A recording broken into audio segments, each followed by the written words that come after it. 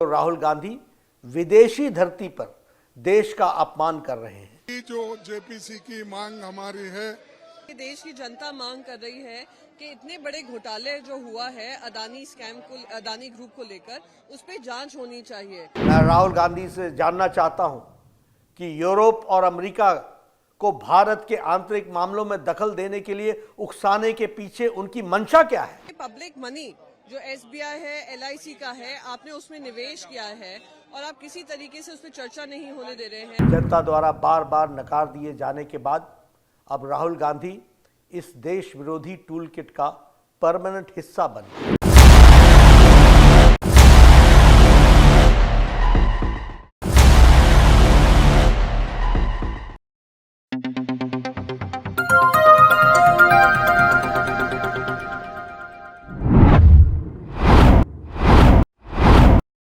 नमस्कार, मैं दिव्या श्रीवास्तव, आप देख रहे हैं सेवा पथ न्यूज़ और आज आपका हार्दिक स्वागत है हमारे खास कार्यक्रम नेतागिरी में, जहां बात होती है सत्ता की, राजनीति की।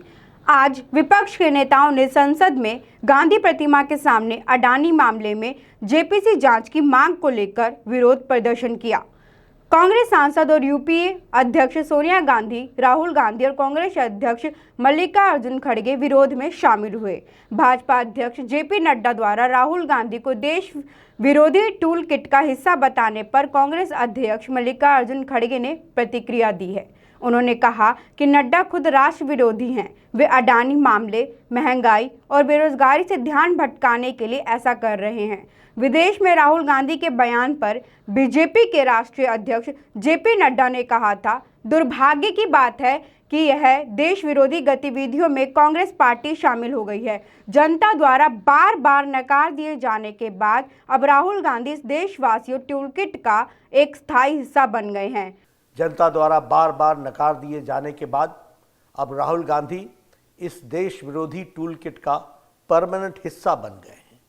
इस पर कांग्रेस अध्यक्ष मल्लिकार्जुन खड़गे ने कहा कि वो खुद ही राष्ट्र विरोधी हैं और दूसरों को वे राष्ट्र विरोधी कह रहे हैं क्योंकि उनके पास कोई मुद्दा नहीं है और वो अडानी मामले, महंगाई और बेरोजगारी के मुद्दे को छुपाने के लिए वो ऐसी बातें कर रहे हैं।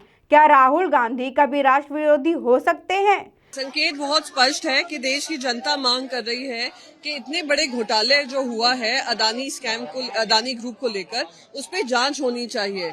आपने पब्लिक मनी जो एसबीआई है, एलआईसी का है, आपने उसमें निवेश किया है और आप किसी तरीके से उस पर चर्चा नहीं होने दे रहे हैं। आप देख रहे हैं शेल कंपनीज के माध्यम से उनके स्टॉक के प्राइसेस बढ़ाए जा रहे थे। 10 लाख करोड़ जनता का पैसा डूब गया है और आप उसमें चर्चा नहीं होने देना चाह रहे हैं। तो हम जनता को अवगत कराना चाह रहे हैं, केंद्र सरकार की आंख खोलना चाह रहे हैं कि ये मुद्दा डिस्कस होना ही चाहिए। गौरतलब है कि भाजपा राहुल गांधी की लंदन में की गई टिप्पणियों पर उनसे बिना शर्त माफी की मांग कर रही है। इसके बाद से सोमवार से संसद में शुरू हुए बजट सत्र के दूसरे चरण की कार्यवाही सत्ता पक्ष और विपक्ष की ओर से हो रहे हंगामे की वजह से बार बार स्थगित हो रही है। बीजेपी जहां राहुल से माफी की मांग को लेकर हमलावर है, तो वहीं कांग्रेस इसे अडानी मुद्दे से और जेपीसी जांच की मांग से ध्यान भटकाने की कोशिश बता रही है। बीजेपी राहुल से माफी की मांग कर रही है, तो वहीं कांग्रेस भी पीएम मोदी के पुराने बयान याद दिलाकर दो टूक कह रही है कि माफी का सवाल ही नहीं उठता। दरअसल कांग्रेस नेता राहुल गांधी ने हाल ही में लंदन के कैम्ब्रिज विश्वविद्यालय में एक संबोधन में कहा था कि हर कोई जानता है और यह बहुत बार खबरों में भी आया है कि भारतीय लोकतंत्र दबाव में है। मैं भारत में विपक्ष का नेता हूं, हम उन्हें नेविगेट कर रहे हैं। उन्होंने आगे कहा था, लोकतांत्रिक संसद के लिए जरूरी संस्थागत ढांचा, स्वतंत्र प्रेस, न्यायपालिका, विचार प्रकट करना सब मुश्किल होता जा रहा है। हम भारतीय लोकतंत्र के मूल ढांचे पर हमले का सामना कर रहे हैं। कांग्रेस अध्यक्ष मल्लिकार्जुन खड़गे ने कहा कि वो खुद ही राष्ट्र विरोधी हैं और दूसरों को वो राष्ट्र विरोधी कह रहे हैं क्योंकि उनके पास कोई मुद्दा नहीं है। जो कल के लिए हमने किया था वही प्रोटेस्ट आज भी है, वही जो जेपीसी की मांग हमारी है। और पार्लियामेंट्री डेमोक्रेसी में अगर जॉइंट पार्लियामेंट्री की डिमांड हम जब करते हैं तो उसमें सत्यता निकालने की कोशिश करते हैं, तो ये सरकार मान रही नहीं। इसीलिए हमको कल प्रोसेशन करना पड़ा, प्रोटेस्ट कर। और वो अडानी मामले, महंगाई और बेरोजगारी के मुद्दे को छिपाने के लिए वो ऐसी बातें कर रहे हैं। उन्होंने आगे कहा कि मैं जेपी नड्डा के बयान की निंदा करता हूं। अगर राहुल गांधी को संसद में बोलने का मौका मिला तो वो सारी बातें जरूर बताएंगे, इसलिए वो डर रहे हैं। वे उन्हें सदन में क्यों बोलने का मौका नहीं दे रहे हैं।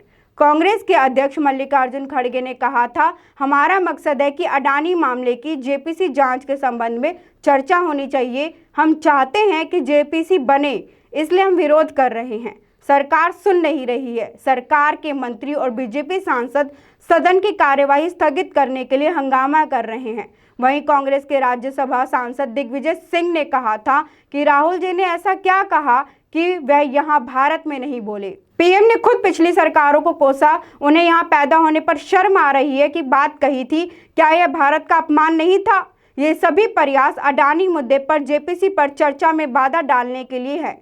वहीं कांग्रेस आज भी विरोध प्रदर्शन कर रही है। इसे अध्यक्ष राज्यसभा एलओपी मल्लिकार्जुन खड़गे और यूपी अध्यक्ष सोनिया गांधी सहित विपक्षी सांसदों ने संसद परिसर में प्रदर्शन में शामिल हैं और अडानी समूह के मामले में जेपीसी जांच की मांग की जा रही है। कांग्रेस सांसद राहुल गांधी भी धरने में शामिल हो गए हैं। मैं राहुल गांधी से जानना चाहता हूं कि यूरोप और अमेरिका को भारत के आंतरिक मामलों में दखल देने के लिए उकसाने के पीछे उनकी मंशा क्या है।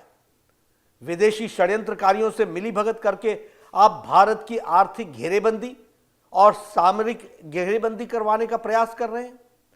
स्वतंत्र भारत के इतिहास में विषम से विषम स्थिति में भी आज तक देश किसी भी बड़े नेता ने विदेश में जाकर के विदेशी ताकतों से भारत सरकार के खिलाफ कार्रवाई करने की आह्वान नहीं किया है। जेपी नड्डा ने इस तरह बोला कि राहुल पर हमला। बीजेपी अध्यक्ष जेपी नड्डा ने आज राहुल पर हमलावर करते हुए कहा, दुर्भाग्य की बात है देश विरोधी गतिविधियों में कांग्रेस पार्टी शामिल हो गई है। जनता द्वारा बार बार नकार दिए जाने के बाद भी अब राहुल गांधी इस देशवासी टूलकिट का एक स्थायी हिस्सा बन गए हैं। भारत प्रधानमंत्री मोदी के नेतृत्व में दुनिया की 5वीं सबसे बड़ी अर्थव्यवस्था बन रहा है और वहीं G20 की बैठकें भी हो रही हैं। राहुल गांधी विदेशी धरती पर देश और संसद का अपमान कर रहे हैं। मैं राहुल गांधी से जानना चाहता हूं कि इसके पीछे उनकी क्या मंशा है। तो ऐसी तमाम जानकारी और खबरों के साथ जुड़े रहने के लिए बने रहे सेवा पथ न्यूज़ के साथ। मैं दिव्या श्रीवास्तव, धन्यवाद।